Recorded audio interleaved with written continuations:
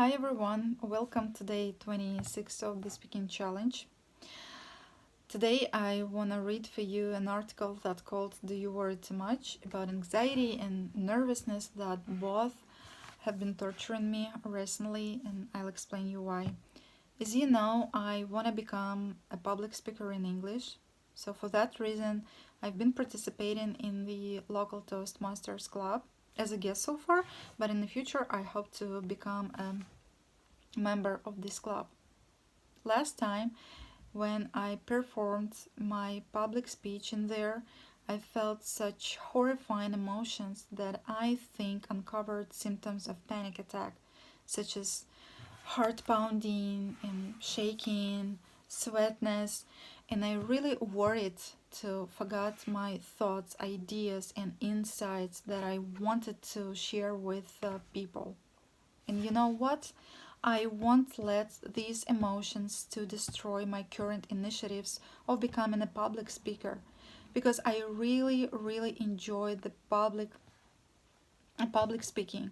Just like right now, when I making my speaking videos in front of my camera, so I want to enjoy this process in front of my audience, right? So, and I really want to enjoy the public speaking, and I want people to enjoy my public speeches as well. So, and I've been looking for any workable and good methods that would help me to overcome this obstacle, or I would say that would help me to fix this problem and never get back to it. But I know that despite having this problem, I anyway must get through it if I want to win in this struggle. So I hope you will like the contents of the article I'm going to read you. So I'm going to start. It's a very short article, but I really like the content and I hope you like it as well. So, do you worry too much? Do you worry too much? Do you worry more than you think reasonable and try to stop? How does that usually work out for you? If you're likely most people who struggle with worry, you probably find that the struggle to stop just brings you more. It's frustrating. The harder you try, the worse it seems to get. You might even find yourself worrying about how you worry too much. That's so true. It's not your fault. It's easy and all too common to blame yourself for this problem, but it's not your fault. Most people get poor results when they oppose their worry. And the methods that psychologists and other professionals have traditionally offered for this problem have often produced disappointing results. So true. Traditional remedies for people who worry too much. Traditional psychotherapists who use psychoanalytical methods try to help people reduce their anxiety by figuring out why they worry too much. They hope this understanding will produce a kind of aha moment and bring the problem to an end. All too often, though, this simply produces worries who are better informed about themselves. They know more about why they worry too much, but they still worry too much. Yes, just like me.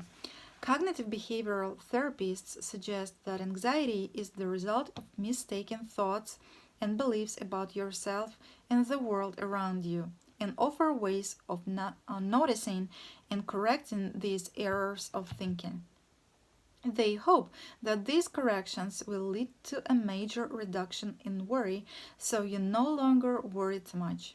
This works for some people.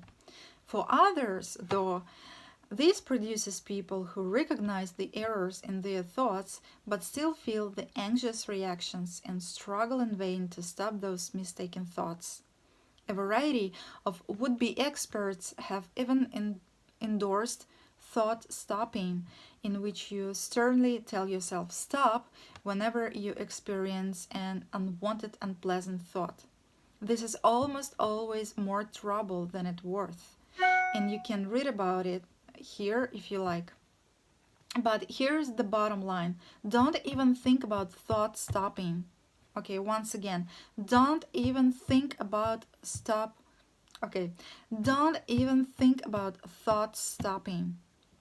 Don't even think about thought stopping. If you have tried these methods and been disappointed in the results you obtained, there's probably a good reason for this disappointment.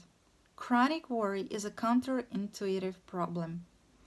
In my experience, the most common reason people fail in their efforts to worry less is that this is a counterintuitive problem. What does that mean, counterintuitive? A counterintuitive problem is one for which your gut instinct, your intuitive idea of how to solve it, is usually wrong. The solution to a counterintuitive problem will usually be something more like the opposite of your gut instinct. The most common intuitive idea of how to respond to anxious thoughts is to stop thinking that. This hardly ever works. You probably know some well-meaning friends or relatives who try to help you by telling you not to think about it, and you probably know how useless that suggestion is. That's so true. It doesn't work any better when it comes from yourself. There are lots of problems that are counterintuitive. If your dog gets off the leash and runs away from you, your gut instinct is probably to run after him, right?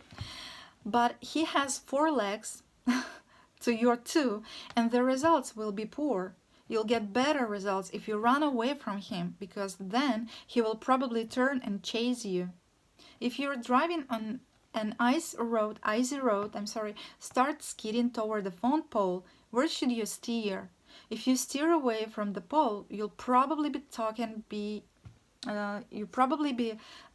to your insurance agent soon.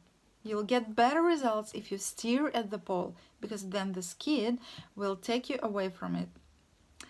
If you're at an ocean beach and a big wave comes in and you don't want to get knocked down, where should you go?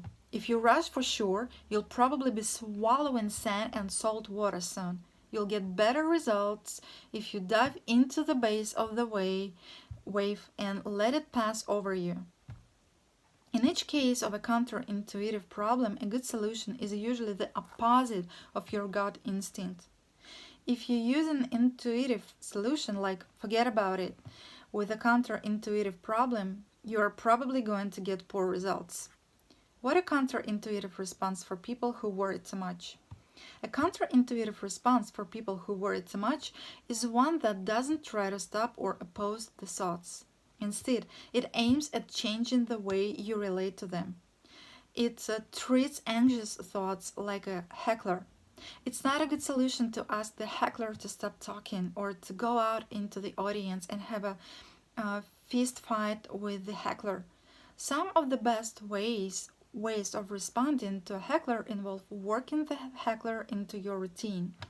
The use of worry appointments is a good example of a counterintuitive response. Singing a funny song to yourself about the anxious thoughts is another example. Thinking it over. The main reason people continue to worry too much despite their best efforts to stop is that they use an intuitive response, like telling yourself to stop thinking about it, for this counterintuitive problem. This is the main cause of the frustration and sense of failure people experience when they try to stop worrying. Finding counterintuitive responses and practicing them is a much more likely way for you to worry less. Want more resources? Okay, here is a good article. Here is information about my new book, The Worry Trick. I wrote this for people whose lives are disrupted by persistent worry, to help them find ways to worry less. Okay, so this is it for today's practice. Thanks for watching.